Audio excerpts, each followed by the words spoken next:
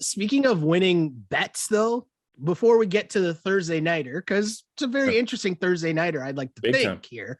Just want to give a reminder that the DRF Sports Sunday Scoop e-newsletter, if you haven't done so already, make sure you sign up for free at drf.com/sports to receive 2 free weekly newsletters delivered to your email inbox every Friday and Sunday. Both are packed with powerful betting angles you don't want to miss. So make sure you sign up for the Sunday Scoop e-newsletter and check out our guy Scott Grambling's weekly 6-pack.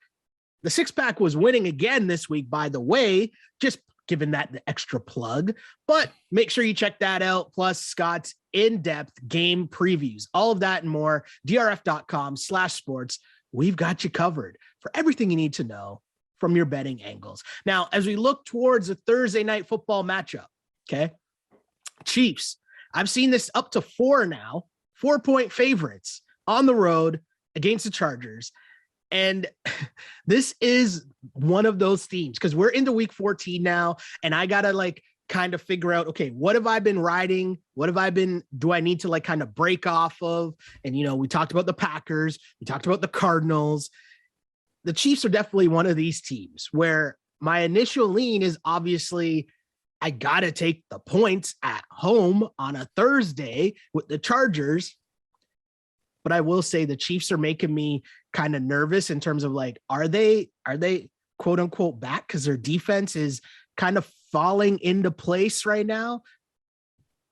Yeah, so I get that, and that I think is why it's 3.5, right? Because my numbers come out to Chiefs by 1.5, right? Ooh, okay. But it fundamentally, right? It's because I think I have a pretty solid rating of the Chargers, right? As much as we talk about the idea that the Chargers can play really badly sometimes, and they can play really, really well, and a lot of that is sort of built in their coaching variance and the decisions that they make, because when you go for it on 4th down a lot, right? That means games can get out of hand pretty quick when you're not getting those 4th down conversions. And it also means that you can win games that maybe you're not supposed to, or maybe win games that, again, I don't know how many teams necessarily would have been hucking it 65 yards down the field with 17 seconds left, even against the Giants, right? But that's an aggressive team. So you're going to blow out teams. You're going to get blown out. They don't really care about losing by 7 points, do the Chargers, right? And so that's the scary part is the Chiefs could win this game by 7. They could win this game by 21 if that 4th down leverage type stuff doesn't work for the Chargers. But at least that they're going in with that attitude, right? They are going in with that. We're going to try to win this game. We're not going to kick a bunch of field goals unless we absolutely have to. All of this stuff that beats teams. When the Chiefs were at their peak over the last couple of years, right? Teams would beat themselves by playing old school football, right? By these guys who have they're head coaches because they've been in football for 20 years, right? Which means they have 20 years ago attitudes that they have to get past, right? And that's why you have some of these younger guys. I mean, listen, some of the younger guys we expect to be advanced and they're not, but in Brandon Staley, at least we know that his decision-making is going to be advanced.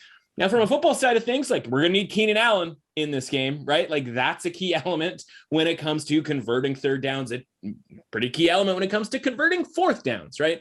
Austin Eckler went out of the game. They say that he should be okay. We're going to need him back as well. And by the way, there was a handful of COVID situations that were happening, obviously Keenan Allen being one of them. So you're never really sure necessarily about what's going to happen there. So first and foremost, we got to wait until Thursday to make this bet. But I think if we do, it's not like we're going to lose a ton when it comes to line value. Now, maybe this number goes down to 3 if we do, but again, people are back in on the Chiefs. And again, I don't blame them, right? But it's 2 wins against the Raiders where that game was over literally on the first play of the game, right? Where the Chiefs return a fumble on the first play of the game. You're oh, okay. Well, I literally don't need to watch another play the rest of the way here because this game is done. Speaking of teams, by the way, that would potentially have packed it in for this season. Now you could 1-2-3 Cancun it when it comes to the Raiders, or you could 1-2-3 the Strip right across the street, because they have everything they need to be distracted for the rest of the season,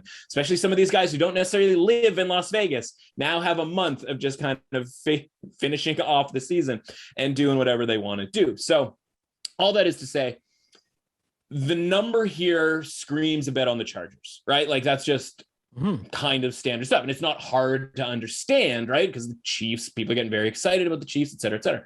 But even when the Chiefs are at their best, what did we always say when they would play the Chargers? Now they would be 6.5, 7.5 point favorites. And we had that sort of cushion to work with.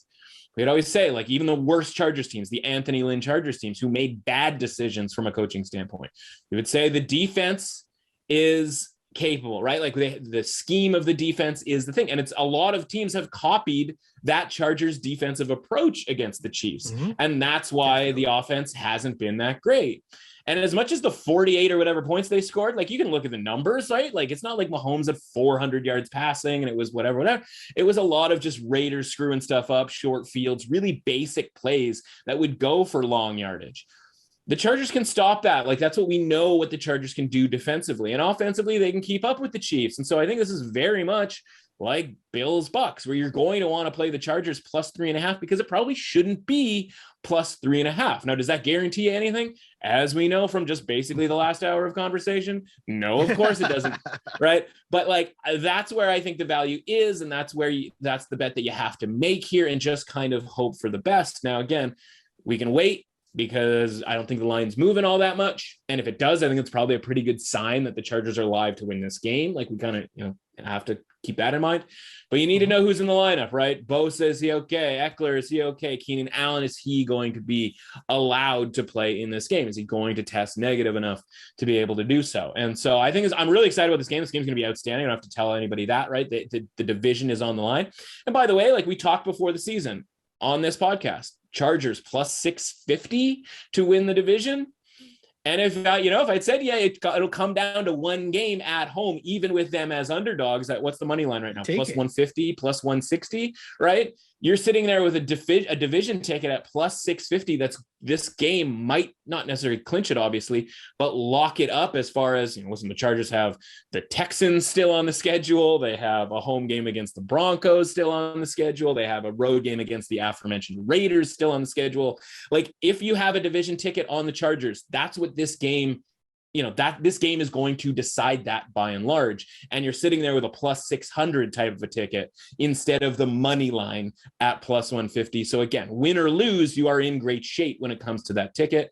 And so maybe that's just how you want to play it, where you're just going to sit on that division ticket and be like, yeah, I'll try my plus 600 here that the Chargers win this game, because it's certainly better odds than plus 600 that they do. Super interesting. And I like the fact that, as mentioned, coming in on the initial lean, understanding why I paused for a second, but still remaining confident in taking the Chargers plus the points.